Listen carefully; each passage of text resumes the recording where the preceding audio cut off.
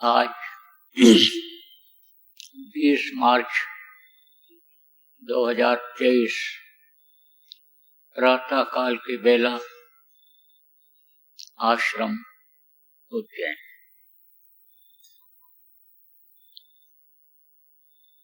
ये जीव जब से अपने लोक से, अपने घर से, अपने प्रभु के पास से, प्रीतम के पास से अलग हुआ,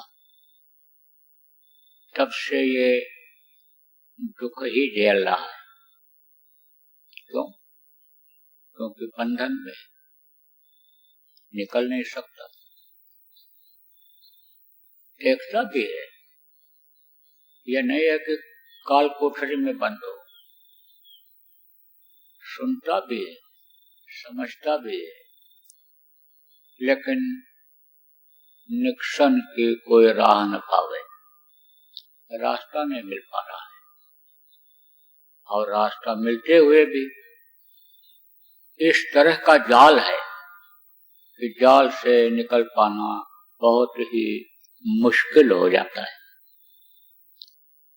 जब से ये नीचे उतरा, सतदेह से नीचे आया, तब से ये जाल में ही फंस गया। कहां से शुरुआत हुई? महाकाल से। आप ये समझो महाशून्य से ही जाल का पसारा हो गया। और ये जगत का जाल, ये तो बहुत ही मोटा जाल हो गया। इससे मोटे जाल से निकल पाना सिवाय गुरु के दया के और बड़ा मुश्किल हो रहा है। अब मोटा जाल, पतला जाल क्या होता है ये भी आपको बता दें।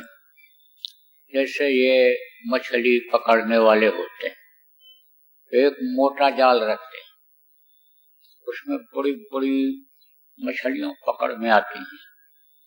यहाँ तक कि मगरमच्छ भी छोटे जो होते हैं वो भी उस जाल के अंदर में फंस जाते हैं। उसके बाद में फिर पतला जाल होता है, उसमें छोटी छोटी मछलियां फंसती हैं। अब वो जब मछली जाल के अंदर आ जाती है तो देखती भी है बाहर, लेकिन निकल नहीं सकती है, निकल करके बाहर नहीं जा सकती है, मरती नहीं है उसमें।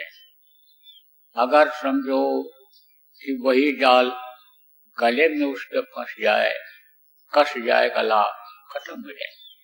लेकिन आप ये समझो कि वो ऐसा फांस रहता है,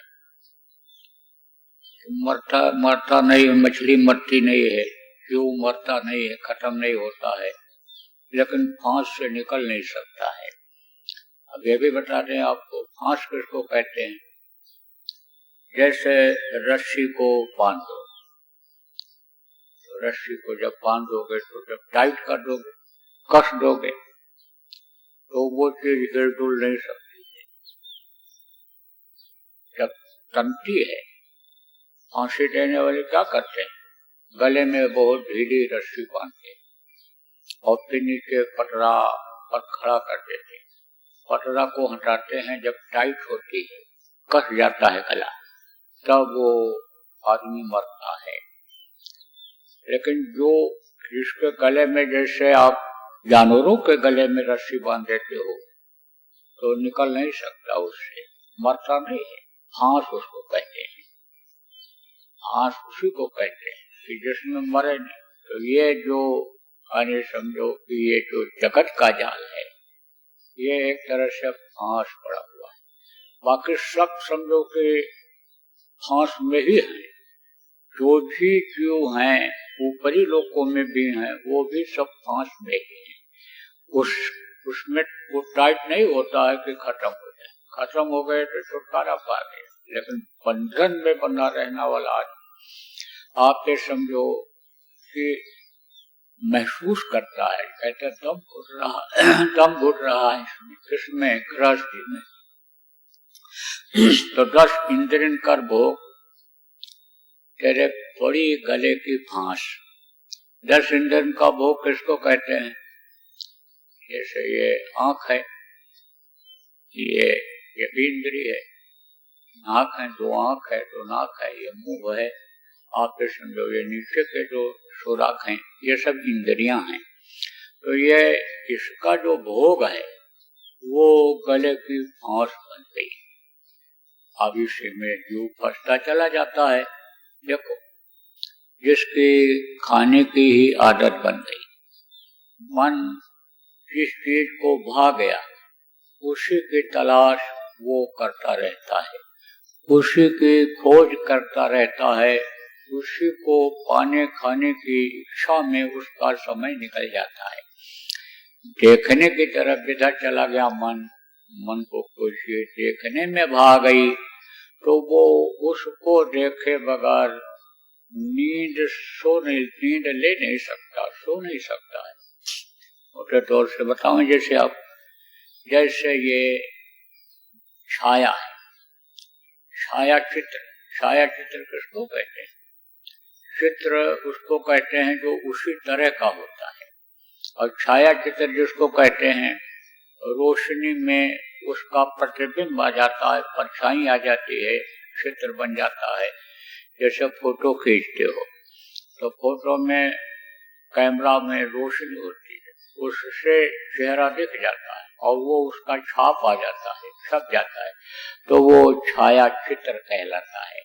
छाया चित्र ही सिनेमा कहलाते हैं। सिनेमा जो होते हैं वही छाया, देखो मोबाइल में वही छाया, टीवी में बहुत से लोगों को बगैर देखे नींद नहीं आती, बगैर सुने मन जिधर चला गया, गाना सुनने में, ठुमरी सुनने में, भजन सुनने, जिधर भी मुंह से बोलने वाली चीजों को सुनने में मन चला जाता है, बजने वाली चीजों को बाजा में मन चला जाता है, उसको सुने बगैर नींद नहीं आती है। तो ये क्या है? ये देखो, जिभ्या का स्वाद जिसको लग गया, मन उधर चला गया, वो तो अपना पराया भी नहीं समझ पाता है, उसको तो वो चीज मन जिधर चला गया मिलना ही चाहिए। तो ये क्या है? यह है भोग, इंद्रियों का भोग, 10 इंद्रियों का भोग।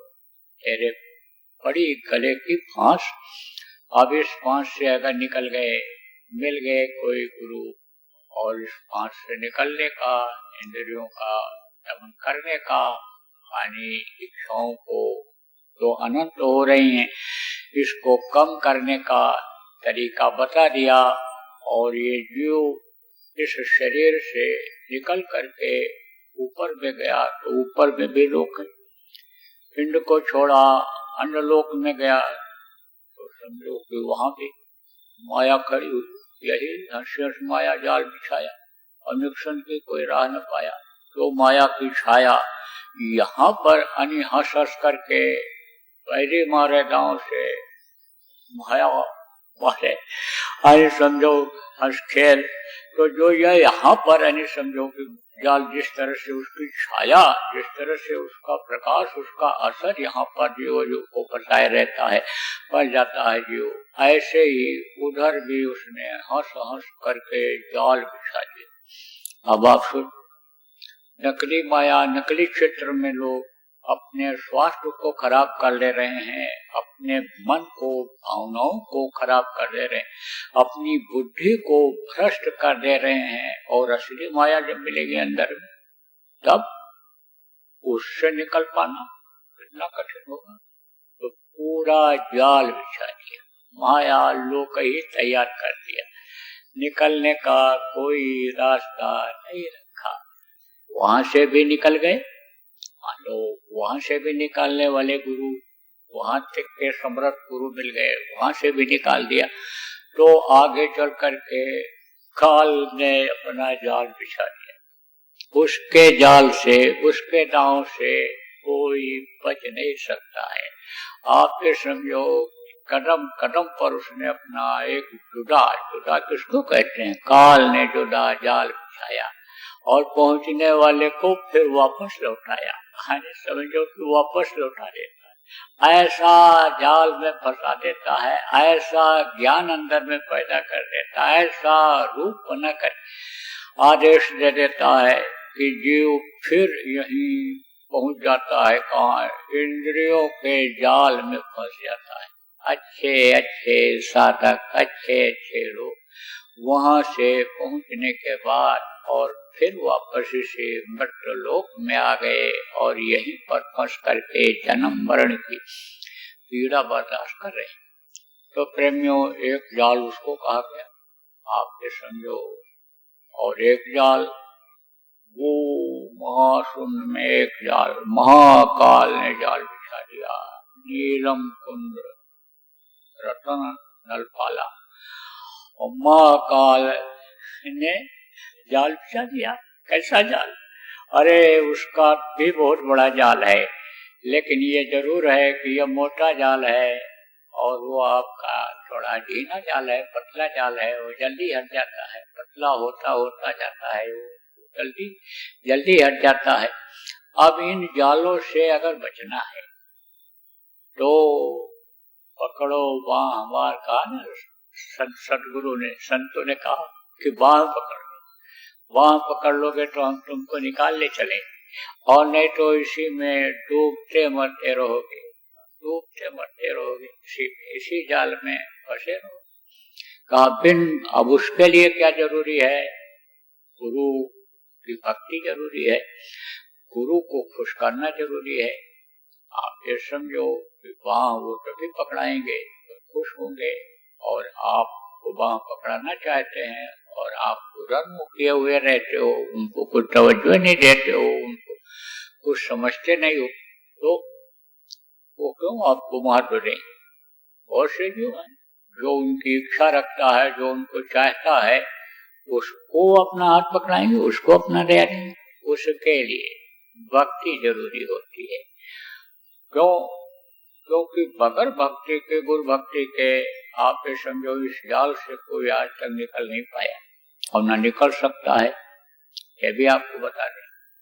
बिन गुरु भक्ति के बगैर शब्द भी पकड़ने की कोशिश किया, लेकिन शब्द को पकड़ने के बाद, और जैसे मैंने कहा, शब्द को पकड़ने के बाद ही इस शरीर को जीवात्मा छोड़ती है और उधर जाती है। शब्द को पकड़ करके वहां भी गए तो वहां से भी वापस लौट गए, नाके से ही वापस लौट गए, सतलोक के नाके से ही लौट गए, वापस चले आए। तो कहने का मतलब बिन गुरु भक्ति शब्द में पच गए, और सो प्राणी तो मूर्ख जान, और शब्द खुलेगा गुरु मेहर से, खींचे सूरत गुरु बलवान। जब गुरु समर्थ मिल जाएंगे, गुरु की दया हो जाएगी, तब यानी ये जीव खिंच करके अपने देश, अपने वतन, अपने घर पहुंच जाएगा, ये जाल से बच जाएगा। जितने भी ये जाल हैं, इन सारे जालों से, जगत जाल, माया जाल, खंजरी द्वीप में आपके समझो कि ये काल का जाल, और आप समझो में महाकाल का काल, इन जाल से तभी जीव बच सकता है, वरना बहुत मुश्किल है। ये समझने की बात है। तो गुरु भक्ति जो है करनी पड़ती है, और गुरु भक्ति से ही काम बनता है, गुरु भक्ति से ही मुक्ति मिलती है। तो देखो, मुक्ति दिवस आ रहा है। मुक्ति दिवस किस रूप में मनाते हैं? मुक्ति दिवस किसको कहते हैं? 23 मार्च को मुक्ति दिवस मनाएंगे। सुबह 6 बजे से और 8 बजे के बीच में अपने अपने घरों पर झंडा, जय गुरुदेव नाम का, तो सफेद कपड़े पर लाल से लिखा हुआ होता है जय गुरुदेव, उसको कह रहेंगे। और फिर उसके बाद में दिन में अपना ध्यान, भजन, सुमिरन, सत्संग ये सब करेंगे। दोपहर में फिर भोजन करते हैं। ऐसा यानी समझो कि ये नियम जब से गुरु महाराज यानी समझो कि जेल से बाहर आए थे, तब से मनाया जा रहा है। तो विस्तार में तो अभी आपको बताया जाएगा। अभी 23 तारीख को गुरु महाराज की दया रही और सत्संग की मौज दया हो गई, स्वास्थ्य सही रहा, तो यहीं पर आपको सुना दिया जाएगा, बता दिया जाएगा। यहीं जैन आश्रम पर ही इसी प्रातः काल के बेला में आपको विस्तार में बताया जाएगा। लेकिन मोटी बात आप ये समझो कि एक समय ऐसा आया था कि जब तानाशाह सरकार ने गुरु महाराज को जेल में बंद कर दिया था। गलती उनकी क्या रहती थी, वो भविष्य की बातों को बता दिया करते थे। जो भी बात बता करके गए एक एक बात सत्य हो गई। लेकिन उस समय उन लोगों की आंखों पर पर्दा पड़ा हुआ था। मनुष्य शरीर में रहने वाले वक्त के महापुरुष, विश्व के मसीहा बाबा जगदेव जी महाराज, जो अपने गुरु महाराज हैं प्रेमी, उनको वे लोग समझ नहीं पाए। और जिस तरह से अन्य महात्माओं के साथ लोगों ने किया था, पिछले क्रूर राजाओं ने, बादशाहों ने, अन्य लोगों ने किया था, जिस तरह से भक्तों के लिए उन्होंने किया था, उसी तरह से गुरु महाराज के लिए भी उन लोगों ने सलूक किया और जेल में बंद कर दिया। 23 मार्च को गुरु महाराज निकले थे, तो अपने लोग मुक्ति दिवस के रूप में उसको मनाते हैं। उसका नाम मुक्ति दिवस रख दिया गया। गुरु महाराज जेल से मुक्त हुए थे, हम मुक्ति दिवस तो मनाते हैं। लेकिन मुक्ति इस जीवात्मा को कैसे मिलेगी, यह भी विचार करने की जरूरत है। यह मुक्ति पा जाए, इस सारे झंझट से छुटकारा हो जाए, ये अपने वतन, अपने घर, अपने मालिक के पास पहुंच जाए। इस पर अपने गुरुभक्त लोगों को विचार करना है, इसकी योजना बनाएंगे कि मुक्ति जीवात्मा की हो जाए। और जीवात्मा के अपने मुक्ति हो जाए, जीवात्मा की मुक्ति अपनी तो सब चाहेंगे, दूसरे की भी इसके साथ साथ मुक्ति हो जाए। और ये जो कर्म आ जाते हैं, कुछ जो पिछले जन्म के कर्म हैं, कुछ जो इस जन्म में जान अनजान में बन गए, शरीर के अंगों से कर्म बन जाते हैं। खराब माहौल होने के कारण, कलयुग का असर होने के कारण इन कर्मों की भी मुक्ति हो जाए, यह कर्म कट जाए। क्योंकि कर्म अगर नहीं कटेंगे तो मुक्ति का हो पाना बड़ा मुश्किल हो जाएगा, बहुत कठिन हो जाता है। यही कर्म आड़े आ जाते हैं और गुरु से, यानी गुरु के वचनों से, गुरु के सत्संग से मुख मोड़वा देते हैं।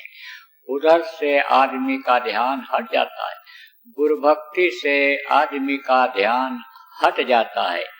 इसलिए कर्मों की जो बुरे कर्म हैं, जो फंसाने वाले कुछ अच्छे कर्म भी हैं, इनको नष्ट करना जरूरी है। इनकी भी मुक्ति दिलानी, इनको भी मुक्ति दिलानी जरूरी है।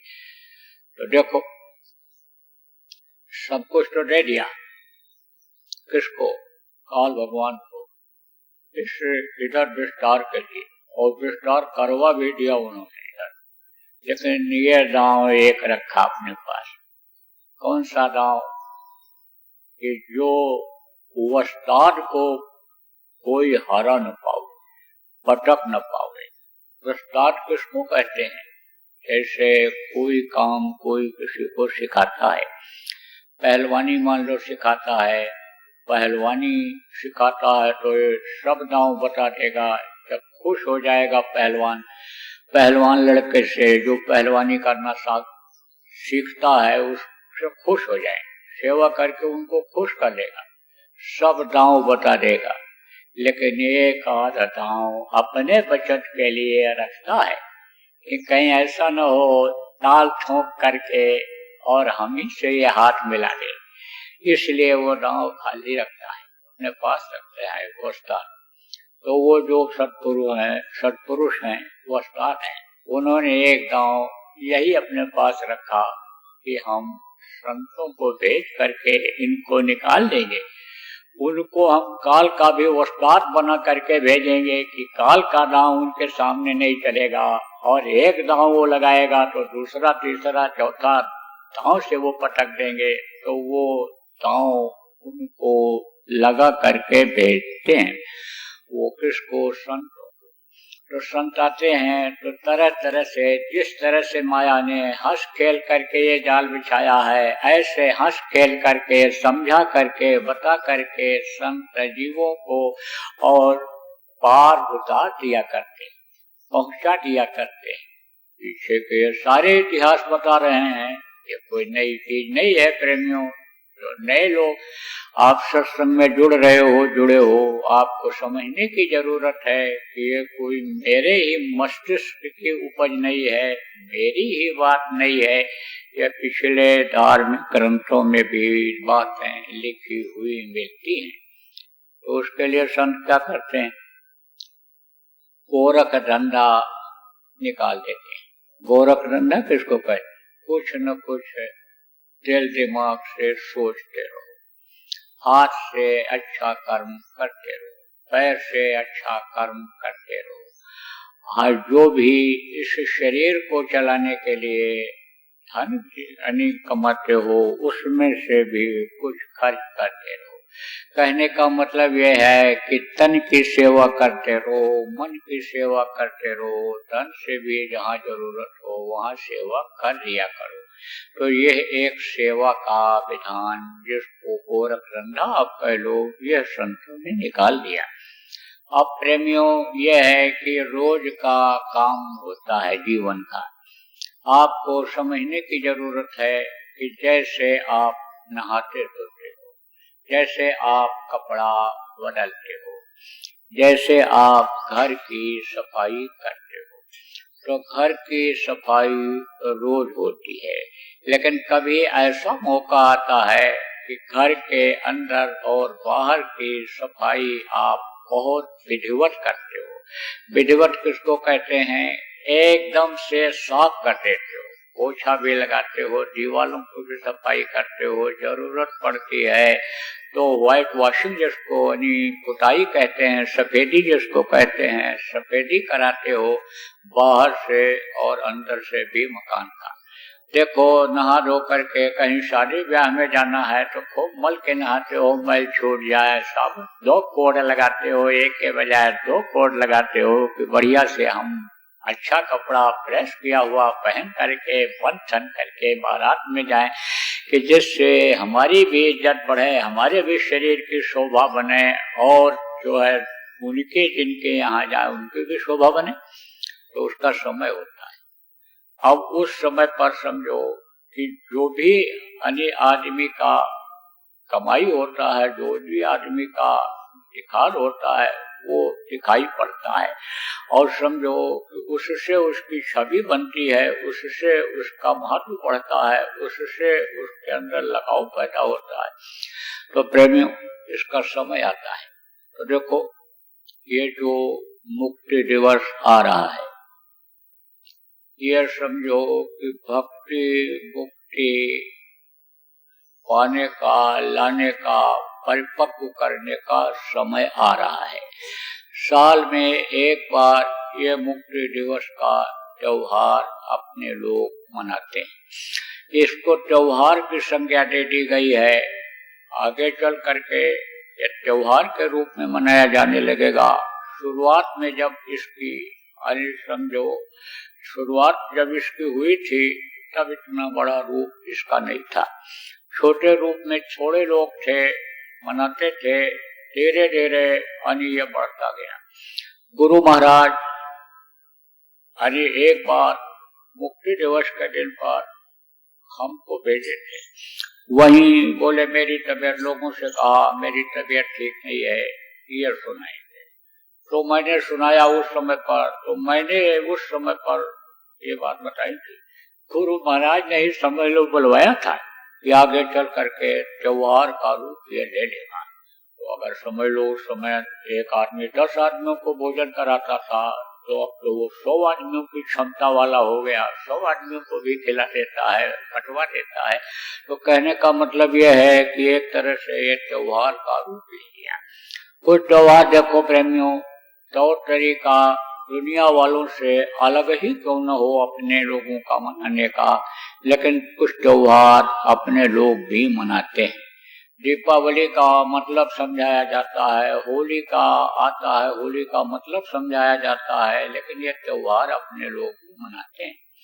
तो अभी होली मनाया आपने, होली में बताया गया था कि होनी थी सो होली, अब ये नहीं होने का। होनी थी क्या मतलब था, कर्मों के बारे में बताया गया था। पिछले जो कर्म थे उसमें, उसकी वजह से, कर्मों की वजह से मनुष्य शरीर में ये जीवात्मा बंद की गई और ये यहाँ इस दुख के संसार में दुख झेल रही है, ये आपको बताया गया था। तो होनी तो ये थी, लेकिन अब की बार यह बताया गया था कि अब की बार फिर ऐसा कर्म इस शरीर से करो कि दोबारा इस शरीर में इसको बंद न होना पड़े, ये अपना मुक्ति पा जाए। इस सारी योनियों से, सारे शरीरों से, चाहे कारण शरीर हो, चाहे लिंग शरीर हो, चाहे सूक्ष्म शरीर हो, चाहे स्थूल शरीर हो, इन सारे शरीरों में इसको आना न पड़े, इससे मुक्ति हो जाए। तो त्योहार आपने वो मनाया था, और वही मुक्ति वाली बात अब फिर इधर आ गई, इस त्योहार वाली बात आ गई, यानी समझो मुक्ति दिवस के रूप में आ गई। तो अब कुछ ऐसा काम करना है कि मुक्ति मिल जाए और लोगों को भी मुक्ति दिलाई जाए। तो उसके लिए मुक्ति मोक्ष पाने के लायक लोगों को बनाया जाए, ऐसा प्रचार प्रसार हो एक पखवाड़ा तक कि लोग भक्ति मुक्ति को समझ जाएं कि भक्ति क्या होती है, भक्ति कहते किसको है। भक्ति उसी को कहते हैं, समझो कि जैसे नानक जी के 2 बच्चे थे, आप ये समझो कि 2 बच्चे थे, तो 2 बच्चे थे तो एक दिन बैठे हुए थे, रात को लगभग 12 बज रहा था। तो लक्ष्मी चंद नाम था, तो उनसे कहा कि लक्ष्मी चंद देखो कितना तेज सूरज निकला हुआ है, कितना तेज सूरज निकला हुआ है। हाँ जी, रात है, रात को 12 बजा है, अंधेरा है। अरे सूरज निकला हुआ है। पिताजी सूरज कहाँ निकला हुआ है। तब तक वो दूसरा बच्चा भी आ गया, उससे कहे देखो उजाला है कि नहीं है। उजाला है। अरे इतना उजाला है कि कपड़ा इसमें धो करके डाल दो तो सूख जाएगा, इतनी तेज गर्मी है धूप की, जितना तेज धूप है। उन्होंने कहा पिताजी आपको क्या हो गया, आपको क्या हो गया, अंधेरी रात है, अंधेरी रात को आप कहते हो गर्मी है, उजाला है, सूरज निकला है। तब तक वो लाड़ा आ गए, तो उनसे कहा लाड़ा, अरे लाड़ा, हाँ। तो कहा कि सूरज निकला है। अरे बोले बहुत तेज है, धूप निकला है। हाँ बहुत तेज है। आप कह रहे हैं तो आपकी बात गलत थोड़ी होगी। तो कहा तो ले जा, कपड़ा धोकर सुखवा ला। और ले गए और कपड़ा धो करके, छोटा कपड़ा दिया, पतला, कहा धोकर सुखवा ला, और फटाफट सुखवा के ले आए। तो लोग कहते हैं कि ये उत्तराधिकारी होंगे, ये उनके बेटा होंगे। तो ये राज तो है नहीं, ये तो राजतंत्र है नहीं कि एक राजा जैसे राजा हुआ करता था उसके बेटे राजा हुआ करते थे, ये राजतंत्र तो है। अब आजकल तो बहुत से लोग प्रजातंत्र में भी राजतंत्र बना लिए, लेकिन ये सब नियम वहां नहीं चलता है।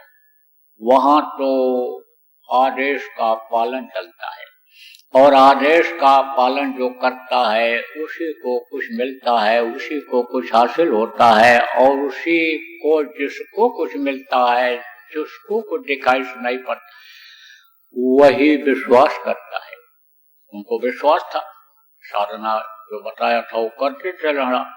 आप ये समझो कि वो उनको विश्वास था कि गुरु जी जो कह रहे हैं वो गलत नहीं होगा, और गुरु जी के कहने पर हम अगर आगे बढ़ेंगे तो हम कामयाब हो जाएंगे, कपड़ा हमारा सूख जाएगा। तो इसको क्या कहते हैं? इसको गुरु भक्ति कहते हैं। कबीर साहब वाली बात आपको बताई गई थी कि वो आया था आदमी और कहा कि खोजो हमारी घर की, कहाँ चली गई? वो कपड़ा बुनते थे, कपड़ा बुनते थे तो उसमें ताना बाना सेट करने के लिए औजार होता है ना, तो उसको ढरकी कहते हैं। तो कहे हमारी ढरकी कहाँ है? लोई हमारी ढरकी कहाँ है? अरे खोज। रात अन्य दिन में दोपहर में बाहर बैठे हुए थे, धूप बड़ी तेज थी, तो खोजा उन्होंने, तो कहा कि नहीं मिल रहा है। अरे बोले ऐसे मिलेगा? दीपक जला के खोज। अब वो दीपक जला करके खोजने लगे। तो वो आदमी आया था जो मिलने, पूछा था गुरुजी कुछ भक्ति क्या होती है, भक्ति किसको कहते हैं? वो उसने कहा कि ये आप क्या कर रहे हो, ये बूढ़ी माता को आप परेशान कर रहे हो, इतना तेज धूप निकला हुआ है और आप दीपक जलवा करके इनको खोजवा रहे हो। यहाँ तो कहीं आसपास में ढरकी दिखाई नहीं पड़ रही है, कहाँ चली गई ढरकी आपकी, ये तो आप जानो, कहाँ रखे है तो आप जानो, लेकिन यहाँ तो नहीं दिखाई पड़ रही, क्यों परेशान कर रहे हो? तब बोले यही तो भक्ति है, इसी को भक्ति कहते हैं, आदेश के पालन को भक्ति कहते हैं। देखो जैसे मुंह से निकला तैसे ही उन्होंने ढरकी को लोई ने खोजना शुरू कर दिया, और जब नहीं मिली बताया, मैंने कहा दीपक जला के खोज, तो दीपक जला करके खोजने लगे। प्रेमियों कहने का मतलब यही है कि आदेश का पालन ही भक्ति होती है। तो देखो पहले गुरु महाराज समय समय पर, आप जो पुराने प्रेमी हो, आदेश देते रहते थे। किसका आदेश देते थे? कर्मों को काटने का आदेश देते रहते थे कि जिससे कर्म कट जाएंगे, और कर्म कट जाएंगे, निर्मलता आ जाएगी, तो इनका लोक और परलोक दोनों बन जाएगा। जैसे जिनका मलिन मन होता है, मलिन विचारधारा होती है, लोक बनाने में, धन कमाने में, मान प्रतिष्ठा कमाने में भी वो कामयाब नहीं होते हैं, और अंदर में मैल रहती है तो अंदर की चढ़ाई उनकी नहीं हो पाती है। इसलिए यानी कर्मों को काटने के लिए यानी ये उपाय गुरु महाराज लोगों को समय समय पर सेवा करवा करके यानी करवाया करते थे, उपाय निकाल दिया करते थे। तो प्रेम, अब वो तो उनकी भक्ति आप कैसे कर सकते हो, उनके आदेश का पालन कैसे कर सकते हो? लेकिन जो काम वो छोड़ करके गए, उस काम को अगर आप पूरा करो तो समझो कि यही आपकी सबसे बड़ी गुरु भक्ति मानी जाएगी। आपको गुरु महाराज मान लो अंतर में नहीं दिखाई पड़ते हैं, अंतर में आपको नहीं मिलते हैं, अंतर में कोई आदेश आपको नहीं मिलता है, तो जिसको वो अपना काम सौंप करके गए, मान्यता दे करके गए, सत्संग में बता के गए, लोगों को पहचानवार करके गए, उन्हीं की बातों को मान लो तो भी आपका भला हो जाएगा, तो भी आपको गुरु की दया मिल जाएगी। तो देखो जितने भी नए और पुराने प्रेमी आप लोग यानी समझो कि एक पखवाड़ा ही है, पूरा यानी गुरु के कार्य में करने में यानी लगाओ। अब हम ये नहीं कहते हैं कि आप गृहस्थी छोड़ दो, आप अपना बिजनेस बंद कर दो, आप अपनी नौकरी छोड़ दो, खेती का काम बंद कर दो, मजदूरी बंद कर दो, पढ़ाई बंद कर दो, ये हम नहीं कहते, लेकिन इसमें से भी समय निकालो। पूरा समय आप इसी में देते हो, खेती में, गृहस्थी में, नौकरी में, व्यापार में, पढ़ाई में, मजदूरी में, आप जो समय देते हो उसी में से समय निकालो और मुक्ति लोगों को दिलाने का काम करो, भक्ति गुरु भक्ति लोगों के अंदर भरने का काम करो। इसकी सब लोग आप लोग बना लो योजना, और योजनाबद्ध तरीके से जब काम होता है तब उसमें कामयाबी मिल जाती है। योजना बनाओ। जहाँ बड़ी संगतें हैं, काफी सत्संगी हैं, उन क्षेत्रों में जहाँ जहाँ गांव में सत्संगी हैं उनको जिम्मेदारियां आप इसकी दे दो। प्रचार प्रसार की व्यवस्था की जिम्मेदारी उनको दे दो। उनको काम सौंप दो कि भाई इतने गांव में आपको फेरियां निकालनी है, पर्चा बांटना है, प्रचार करना है, भक्ति मुक्ति के बारे में बताना है लोगों को। यानी समझो सारी बातों को जो सत्संगों में आपने सुना है, बताया जाता है, उसको वो लोग अपने अपने तौर तरीके से ही लोगों को बतावें और समझावें। लोगों के इस मनुष्य शरीर के बारे में बतावें, ये लोग गंदा न करें, पशुओं के पक्षियों के यानी मोटा मांस को डाल करके गंदा न करें, इसको लोग साफ सुथरा रखें। ऐसा कोई काम न करें कि मानवता खत्म हो जाए, बुद्धि भ्रष्ट हो जाए, दिमाग ही न काम करे, ऐसे कोई नशे की चीजों सेवन न करें। इन सब बातों को बतावें, लोग अपने अपने तौर तरीके से लोगों को समझावें। तो ये जहाँ बड़ी संगठन हैं उस तरह से आप लोग योजना बनवा दीजिए। जितने भी लोग यहाँ सुन रहे हो या जो लोग ऑनलाइन सुन रहे हो या यूट्यूब पर जो लोग सुनो, आप जितने भी प्रेमी हो, आप लोग सब योजना अपनी बना लो और ये कार्यक्रम आप चलाओ। 22 तारीख को गुड़ी पड़वा है, शुभ दिन माना जाता है, नए वर्ष की शुरुआत मानी जाती है। तो 22 तारीख तक आप लोग योजना बना लो और 23 से अभियान आप चलाओ। 30 तारीख को तो नियम के अनुसार 8 दिन घरों पर झंडा लगाने के बाद उतार दिया जाएगा, लेकिन यह कार्यक्रम 5 अप्रैल तक आप लोग लगातार चला दो। आप थोड़ा और बढ़ा दो प्रचार प्रसार का अभियान और इसमें तेजी लाने का। समझो कि जिससे लोग कलयुग के झकोले से बच जाएं, सतयुग देखने का आनंद ले ले, सतयुग के लायक बन जाएं, इसके लिए आप थोड़ा सब लोग समय बढ़ा दो। आप तो देखो प्रेमियों, झंडा 23 को लगेगा और 30 को उतरेगा। कोशिश यह रहे कि जहां भी नए पुराने सत्संगी हुआ, जहां भी थोड़े या ज्यादा संख्या में हो, चाहे देश हो चाहे विदेश हो, कोशिश आपकी यही रहनी चाहिए कि सबके घर पर झंडा लग जाए।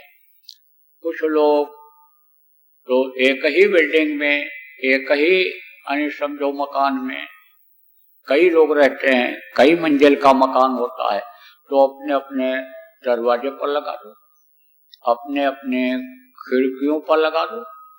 अपने दरवाजे पर लगाने का नहीं है, खिड़की में भी नहीं लगा सकते हो, तो आप अपने दरवाजे पर कागज में लाल रंग से जय गुरुदेव लिख करके और वहीं पर चिपका दो, या गेरू से या पेंट से या ऐसे स्टिकर जय गुरुदेव लाल रंग का लिखा हुआ सफेद पर, सफेद पीछे का हिस्सा होना चाहिए जिसको बैकग्राउंड कहते हैं, उसमें अक्षर उभर करके आ जाते हैं, दूर से भी दिखाई पड़ते हैं। वो रंगीन कर दोगे अक्षर साफ नहीं दिखेंगे, तो दिखाई पड़े लोग। जिसकी नजर जाएगी उस जय गुरुदेव नाम के ऊपर जाएगी। जय गुरुदेव नाम को इतने दिनों में जो ये आपका संकल्पित प्रचार है, इसमें जितने भी लोगों की नजर उस जय गुरुदेव नाम पर पड़ेगी, उसको भी कुछ न कुछ फायदा होगा, उसको भी कुछ न कुछ लाभ मिलेगा, उसके भी कुछ न कुछ कर्म कटेंगे, उसके भी कुछ न कुछ भाव जगेंगे। इसलिए जो झंडे का दर्शन करेगा इतने दिनों में, जो जय गुरुदेव नाम को पढ़ेगा, उसको भी कुछ न कुछ लाभ मिल जाएगा। जब लाभ मिल जाएगा लोगों के विचार बदलेंगे, भावनाएं जब बदलेंगी तो आपको प्रचार प्रसार में भी सहूलियत मिलेगी, लोगों को बदलने में भी सहूलियत मिलेगी, अच्छा समय दिखाने में भी मदद मिलेगी, मुक्ति मोक्ष दिलाने में भी प्रेमियों मदद मिलेगी। तो आपका भी भला होगा और उसका भी भला होगा, उसका भी लाभ होगा, आपको भी लाभ मिलेगा।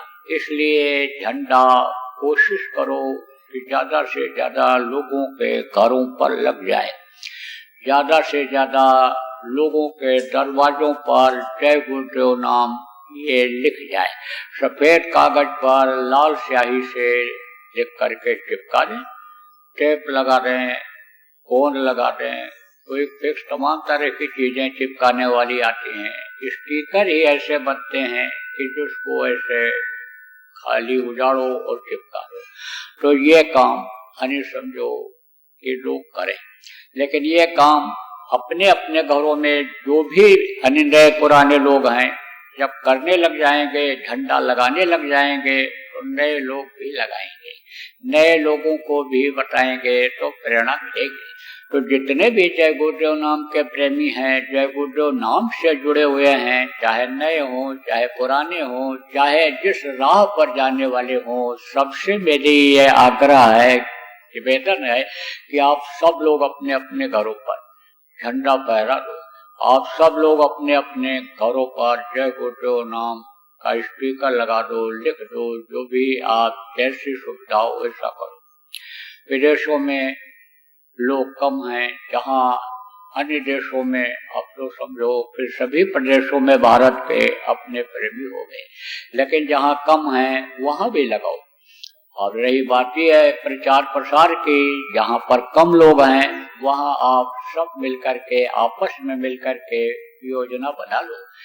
कैसे भी जहाँ जैसे सुविधा है, सरकारी नियम का पालन बराबर करते रहना है, नियम का उल्लंघन नहीं करना है, नियम के अनुसार करना है।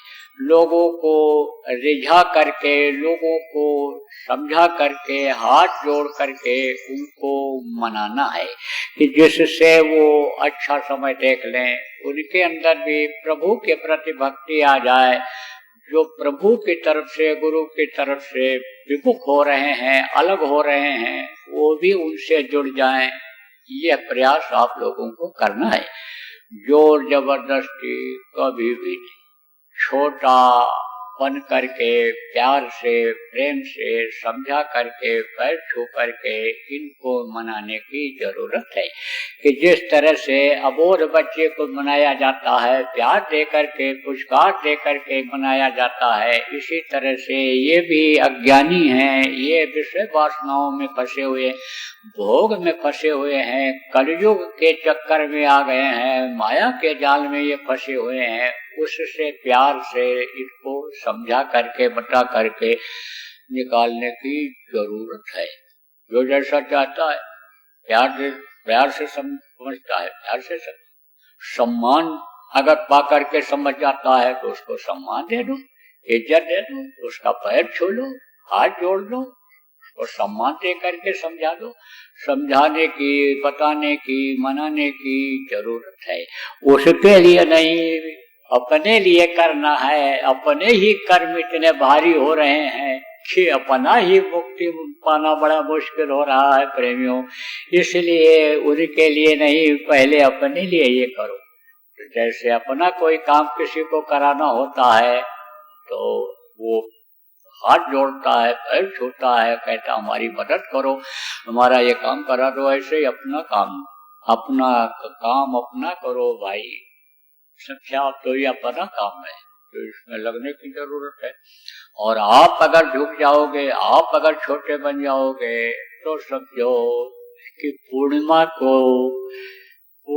की चंद्रमा को कोई भी प्रणाम नहीं करता है, लेकिन तृतीया की चंद्रमा जो होती है छोटी होती है। तृतीया जब होती है तो उसको लोग प्रणाम करते हैं। देखो मुसलमान जब ईद मनाने का होता है, एक दिन पहले जब चंद्रमा को देख लेते हैं, तृतीया की चंद्रमा को, तब खुशी मनाते हैं। और अपना 1 महीने का जो उनका रोजा होता है, जो त्याग करते हैं पानी का अंधकार दिन में, यानी समझो कि जब देख लेते हैं तब वो उस त्याग को खत्म करते हैं। तो कहने का मतलब यह है, मोटी बात समझो, कैसे भी हो इनको लोगों को समझाना है, बताना है। जिनके अंदर से प्रेमियों गुरु भक्ति खत्म हो रही है, गुरु भक्ति भरने की जरूरत है और इनको मुक्ति दिलाने की जरूरत है। इस काल के जाल से, माया के जाल से, इस महाकाल के जाल से प्रेमियों निकालने की जरूरत है। तो बोलो जय